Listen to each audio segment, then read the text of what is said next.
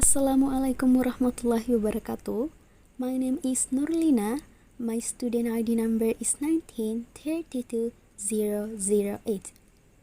So in this video, I will explain the Middle English literature. The explanation include brief history, ideology, literature works, figures, and characteristics of Middle English literature. So let's get started. Okay, first we're going to talk about brief history of Middle English literature. The Middle English period was marked by the Norman conquest of mainland England. This happened on October 14, 1066, and known as the Battle of Hastings, or the last day of the battle between the Normandy army, led by Duke William II of Normandy, and the British troops, led by King Harold Godwinson, or King of the United Kingdom. So October 14, 1066 is designated as the beginning of the Anglo-Norman period. In the first 2 centuries, since 1066, 11th and 12th centuries, English gradually changed from Old English, Anglo-Saxon to Anglo-French or Anglo-Norman. The upper class spoke French, the lower class spoke English. It started when William I of England decided that French Norman became the official or administrative language in England. Then the Crusade took place in the 12th century. During the reign of King John, 1199 to 1216, the Magna Carta was burned, which became the main guide for the British nation. In the 13th century, England lost control of its French territories. The Centennial War with French that ended in 1453, middle 14th to middle 15th century, was marked by decline of French and the rise of English as the primary language. And the Middle Ages ended marked by several historical events such as the introduction of the printing press to England in 1476 by William Caston and the beginning of colonization after 1500.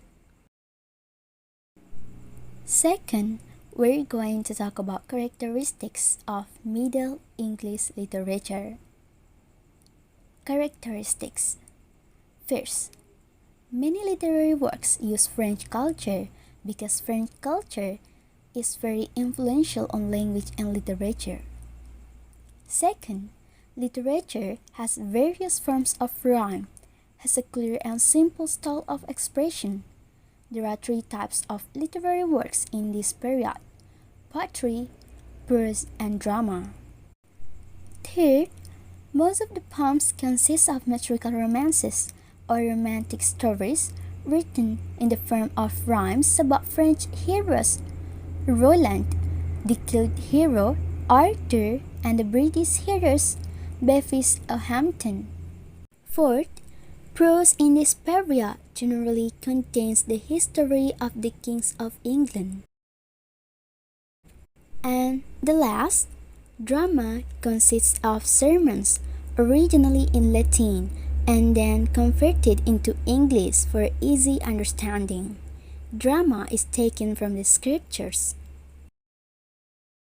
And next, about ideology. So in this Middle English literature, the author does not find the ideology or the literary theory popularized by the figures in this period. Literature works in the Middle English literature. There are 3 literature works in this period: poetry, prose, and drama. For the poetry, there are Geoffrey Chaucer, King Arthur, Canterbury Tales, The House of Fame, The Legend of Good Women, The Parliament of Fools, Troilus and Chryside, William Langland, Piers Plowman, Gawain Pat, Sir Gawain, and the Green Knight, Thomas Malory, the legendary King Arthur and the Fellowship the Round Table, and Layamon for his literature works named Brut, and prose Geoffrey Monmouth, the Historia Regum Britanniae, and then drama, the literature works named Everyman.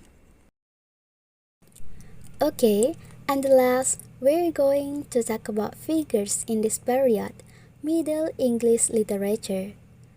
First, Layamon. Layamon flourished in 12th century, early Middle English poet, author of the Romance Chronicle de Brut, 1200, one of the most notable English poems of the 12th century. Second, John Wycliffe. John Wycliffe, born in 1330, Yorkshire, England, and died on December 31st, 1384. John Wycliffe was an English scholastic philosopher, theologian, biblical translator, reformer, priest, and a seminary professor at the University of Oxford. He became an influential dissident with the Roman Catholic priesthood during the 14th century and is considered an important predecessor to the Protestantism. Third, Gawain Pat. Gawain Pat is the name now given to the unknown author to whom most scholars ascribe the four alliterative poems Sir Gawain and the Green Knight. Fourth, William Langton. Born in 1332, died in 1386, William Langton is the present author of a work of Middle English alliterative verse, generally known as a First Plowman, an allegory with a complex parody of religious themes. The poem translated the language and concepts of the cloister into symbols and images that could be understood by a layman. Fifth, Geoffrey Chaucer. Geoffrey Chaucer, born in London, United Kingdom, died on October 25, 1400, London, United Kingdom. Geoffrey Chaucer was an English poet and author, widely considered the greatest English poet of the Middle Ages. He is best known for the Canterbury Tales. He has been called the father of English literature, or alternatively the father of English poetry. And the last is Geoffrey Monmouth. Geoffrey Monmouth was born between about 1090 and 1100 in Wales, or the Welsh Marches. Was a British cleric and one of the major figures in the development of British historiography and the popularity of tales of King Arthur. He is best known for his chronicle The History of the Kings of Britain. It was given historical credence well into the 16th century. So that's all about Middle English literature. Thank you for the attention and wassalamualaikum warahmatullahi wabarakatuh.